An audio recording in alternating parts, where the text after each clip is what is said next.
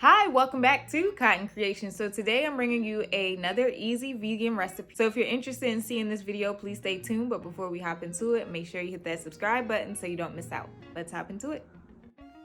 So here's the ingredients that you're going to need to get started on this recipe: bell peppers, onions, whatever vegan beef substitute you like to use, mushrooms, and then we're also going to need some Worcestershire sauce, some seasoning salt, some onion powder, garlic powder, Italian seasoning, some mushroom umami if you have it, not critical, some ground sage, some black pepper.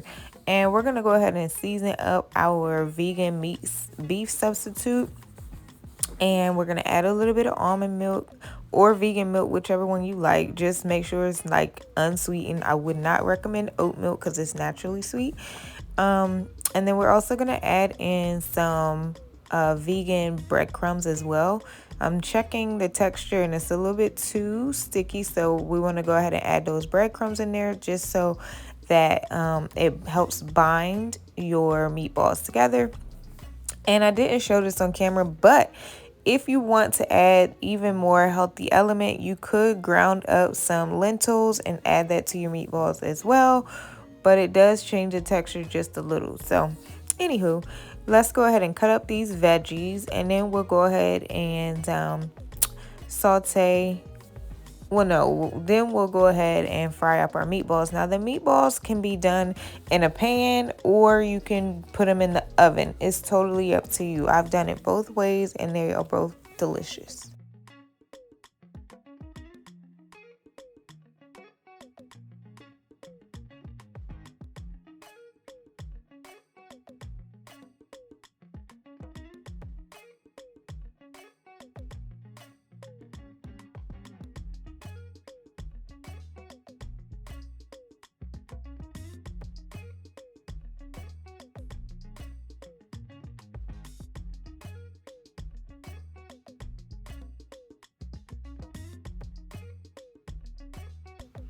So if you are pan frying your meatballs, just put some oil in the bottom of the pan to cover it, and then go ahead and fry your meatballs on each side.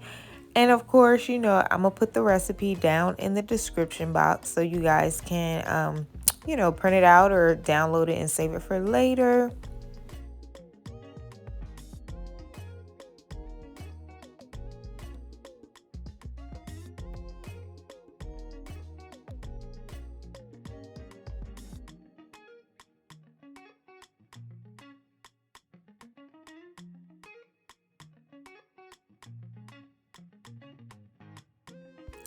And once your meatballs are done cooking, let's go ahead and immediately add in our veggies to the remaining oil that's in the pan. And we're going to go ahead and lightly saute these. You still want them to have a slight crisp to them because we are going to cook them the rest of the way down in the gravy. So I would not, like I said, cook these all the way at this step. You just want to give them a light saute. And here what I'm doing is just adding a little bit of garlic powder and seasoning up these veggies just slightly. But don't over season them because, like I said, they're going to go in the gravy and the gravy has so much flavor. All right, so remove your veggies. If you miss some, that's fine too. Go ahead and add in some vegan butter and some flour. We're going to go ahead and create our roux for our gravy. And you can also add in a little bit of olive oil too if you notice that you need a little bit more oil in your pan. And so we're going to go ahead and stir this, and you want to make sure that your roux starts to brown before we move on to the next step. You want it to brown, but you don't want it to burn. So just, be careful about that, and constantly stirring it will prevent it from burning. So then to this, we're going to go ahead and add in some soy sauce and give that a stir. And actually, these two steps, you could do them in whichever order you want. You can add the water, which I'm doing here, first, and then the soy sauce, or the soy sauce in the water. Either one is fine. You just need to go ahead and start adding in your liquids to your pan. And so you want to go ahead and, like I said, add in your water and start to break down that roux and get it loose to more of a gravy consistency. Now using a whisk is better, and you'll eventually see me switch over to a whisk instead of the spoon, but yeah, a whisk is a better tool to use for this process. So next I want to talk to you about one of the key ingredients to getting a really good vegan beef brown gravy, and that is the bouillon. You have to use a really good vegan beef bouillon. And so if you've been following my channel for a while, you know I absolutely love the Edwards & Sons not beef bouillon cubes, and you can get those from Sprouts, from Amazon. Now if you can't get your hands on that particular brand, you can always go to your local Asian market, and they typically have a vegetarian, which is also vegan beef bouillon. And then if you can't get your hands on that, Better Than Bouillon came out with a vegan beef bouillon as well.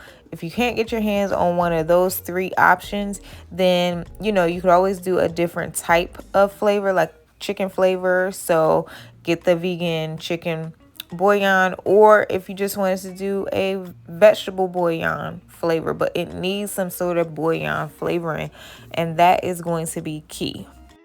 So once you add the bouillon into that, we're going to add some vegan Worcestershire sauce, some more soy sauce, some garlic powder, onion powder, black pepper for more flavor and seasoning. And then you just want to let this thicken up. Or if it's too thick, go ahead and add some more water in there and get it to whatever consistency you like your gravy. And then once it's that consistency, we're going to add back our meatballs, and then we're going to also add in our vegetables and let all of that simmer in the gravy, and so that everything can start to take on the flavors in the gravy. And that is it. And so after that, after the veggies and the meatballs are to your liking, it's time to go ahead and plate it and eat. Okay, y'all, so this recipe has been tested all summer long, all across the country, from the youngest being in middle school all the way to the elders and meat eaters. And baby, they loved it. So let's go ahead and plate this with some white rice. Now, if you want a healthier alternative, you could also do quinoa. It would go very well with some really good flavorful quinoa as well.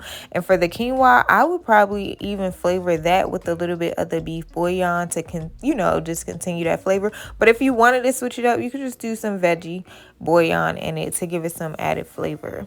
But baby, let me know what y'all think of this recipe. Get into it. And if you hold tight for just a few more seconds, yes, I'm going to cut into the meatball so you guys can see it on the inside, because I don't know about y'all, but I need to see what stuff looks like when it's cut and what the texture is giving. So yeah, I'll cut into these so you guys can get into what they look like.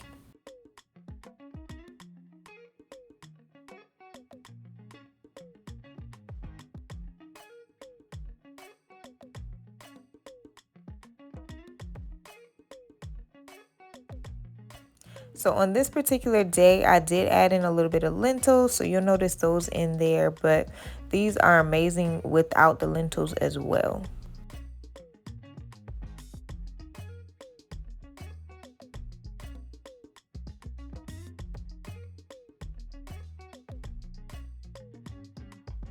All right, so let me know what you guys think of this recipe down in the comment section down below. It's amazing. Like this video, you know what to do. Give me a thumbs up. And if you want to see more videos like this, be sure to hit that subscribe button so you don't miss out. Thanks for watching.